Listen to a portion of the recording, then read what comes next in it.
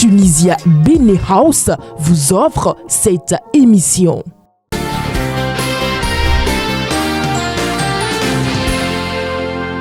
De retour sur ce plateau, amis internautes de Guérita TV Monde, nous voici dans l'interview matinale. Et ce matin, nous parlons de la situation qui prévaut au sein du réseau MTN avec l'augmentation de la grille tarifaire des frais de retrait. Alors, en ligne ce soir, nous avons Robin Akrambessi. Robin Akrambessi, bonsoir. Bonsoir, Madame Paulina. Alors, merci de vous présenter amplement à nos amis internautes de Guérita TV Monde. Je suis Robin Akrambessi, informaticien, président de la Voix des consommateurs, mais aussi président du réseau des associations de consommateurs des services financiers de l'UMOA, la UMOA. Enchanté. Je fais partie des experts de la commission de l'UMOA en lien avec la protection du consommateur, la l'UMOA. Alors, en tant que défenseur des consommateurs, la nouvelle grille tarifaire de MTN, frais de retrait de Mobile Money de MTN est rentrée en vigueur ce vendredi 4 juillet. Comment avez-vous appris la hausse des prix des frais de retrait Mobile Money? Quelle est votre réaction? S'agissant du canal de communication, il faut dire que ce n'était accessible que par Internet. Ça a été le premier réflexe que nous avons eu, un réflexe de dépit, parce que vous imaginez que tous les consommateurs béninois, tous les usagers des services de téléphonie mobile et d'Internet au Bénin, globalement je parle des plateformes, n'ont pas accès à Internet. Bien sûr. Il y a une bonne frange encore qui continue d'utiliser les portables 2G et qui n'ont pas accès à Internet. Alors, je constate que on a privé certains d'avoir l'information. Deuxièmement, on a délivré une information 48 heures seulement avant la mise en œuvre de cette nouvelle grille tarifaire. Ça veut dire que l'information n'est pas transparente, elle n'est pas accessible à tous les consommateurs. Et le consommateur ou l'usager qui s'en va auprès d'un e-marchand pour faire un retrait serait bien surpris, ce qui présage de difficultés, de conflits probables entre les usagers et les e-marchands. Alors, quand on va au contenu,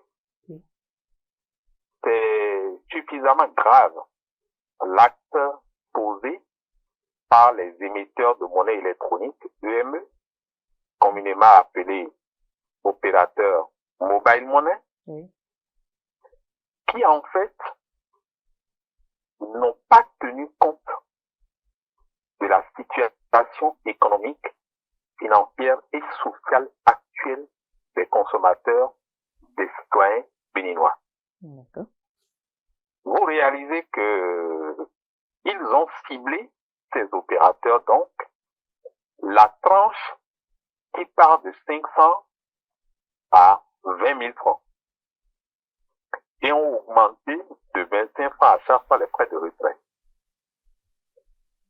Ce faisant, c'est un surcoût que ça crée pour les consommateurs et malheureusement, c'est la tranche où les consommateurs à faible revenu ou à revenu modeste se retrouvent à faire souvent des transactions financières via le mobile money.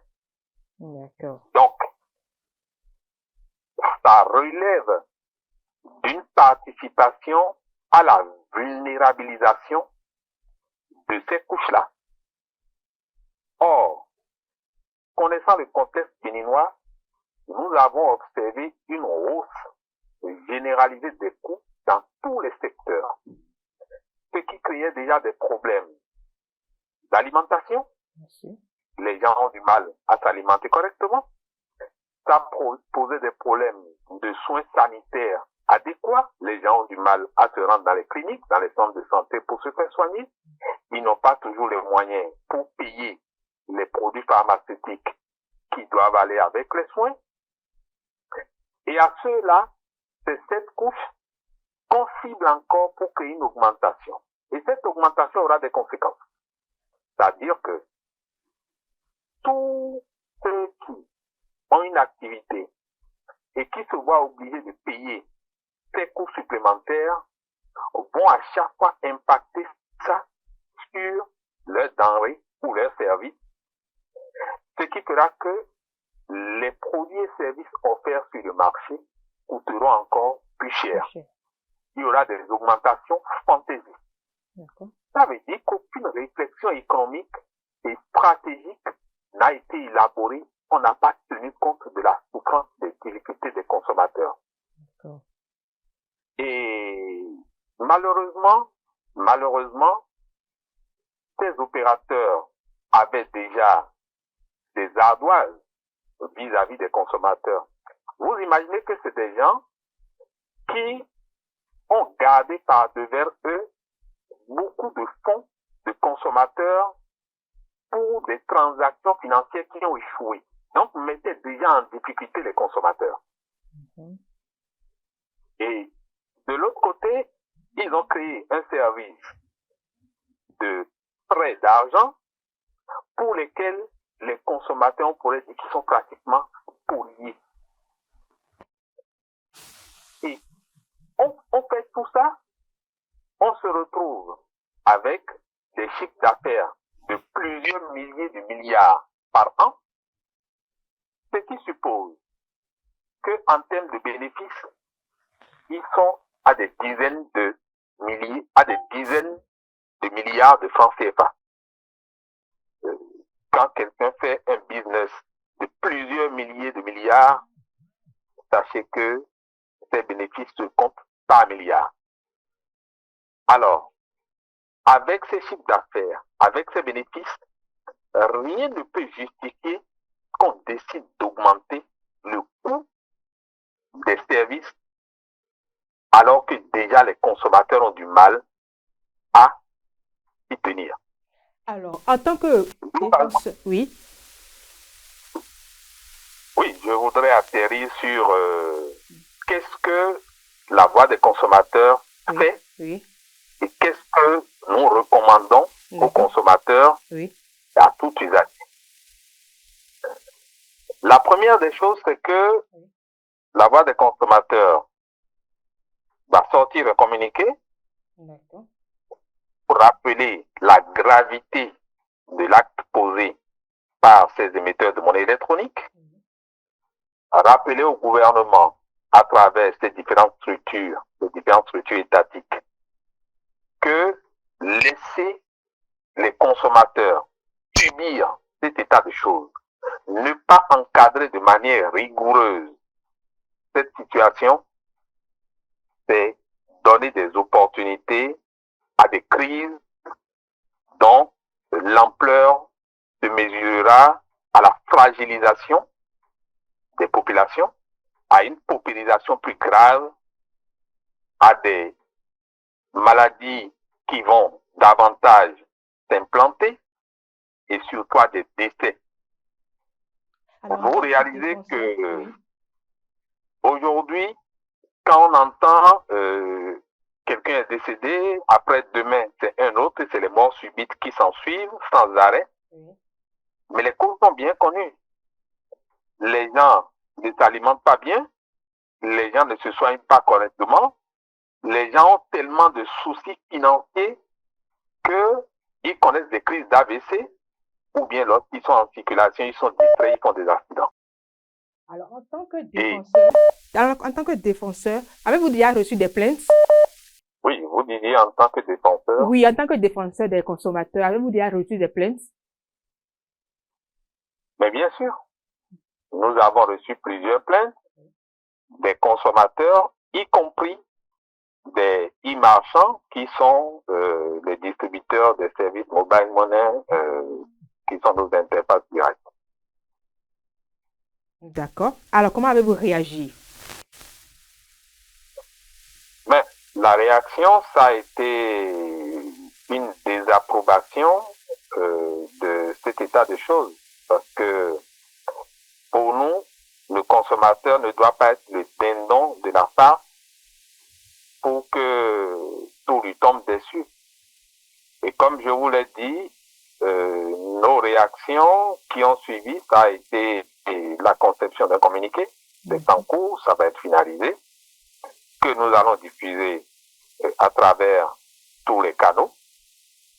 Et nous allons donner par la suite une conférence de presse pour rappeler le droit à la sécurité du consommateur qui dit qu'aucun processus de production, aucun service ou aucun produit ne doit menacer ni la santé, ni la vie, ni l'équilibre financier du consommateur.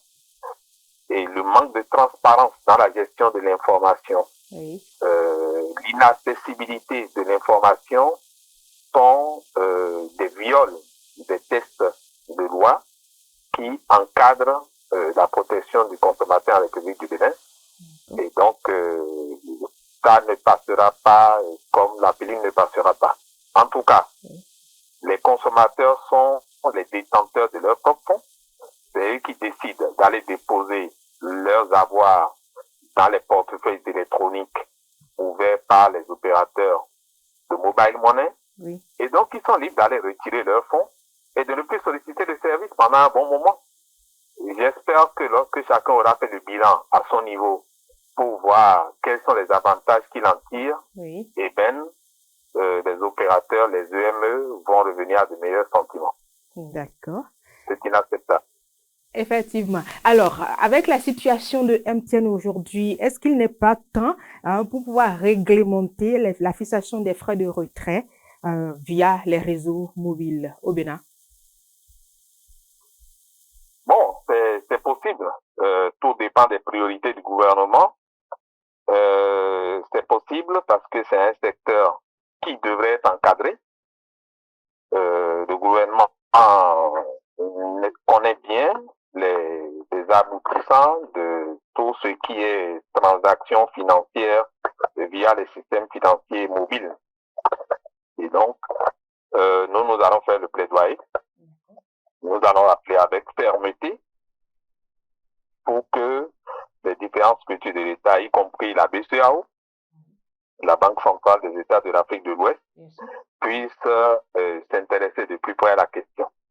Mais au-delà, cette question de cherté de la vie qui a trouvé son apologie ou son épilogue dans le secteur du mobile money mérite que la Voix des consommateurs organise une concertation nationale pour que les consommateurs développent des outils pour faire face à ce genre de pratiques. Le patron, le président de tout service, c'est le consommateur. Bien sûr. C'est lui qui décide, c'est lui qui régule le marché. Alors, quand nous aurons fait cette concertation avec toutes les parties prenantes, les consommateurs prendront les bonnes décisions et on verra bien si les opérateurs de téléphonie mobile, les émetteurs de monnaie électronique continueront de se payer la tête des consommateurs et de leur faire boire le calice jusqu'à la limite. Alors, on comprend qu'il y a plusieurs actions en cours. Est-ce que vous avez un appel à lancer aux consommateurs, pourquoi pas aux autorités béninoises? Aux autorités béninoises, je voudrais reformuler la préoccupation des consommateurs. Nous ne pouvons plus supporter ces abus des émetteurs de monnaie électronique et par l'extension des opérateurs de téléphonie mobile. Le panier de la ménagère est suffisamment érodé. Nous n'en pouvons plus et au-delà de la résilience, nous aurons une réaction proportionnelle à ce que font ces émetteurs de monnaie électronique. Aucune violence, ni verbale, ni physique, mais de manière très intelligente, nous allons régler ce problème-là. Quand qu'en s'agissant des consommateurs, je voudrais leur rappeler une anecdote que certains connaissent certainement. L'arrière-petite-fille du roi Béhanzin, elle s'appelle Justine Béhanzin, a été interviewée par des journalistes de l'ORTB quelques mois avant son décès. Et on lui a demandé, mais dans la vie, lorsque vous êtes confronté à un problème sérieux, qu'est-ce que vous faites? La bonne Pierre, fille de Béhanzin, répond, lorsque vous êtes confronté à un problème sérieux, vous devenez un problème conséquent pour le problème. Wow. D'accord. D'accord. Merci beaucoup à vous pour votre intervention sur Guérita TV Monde.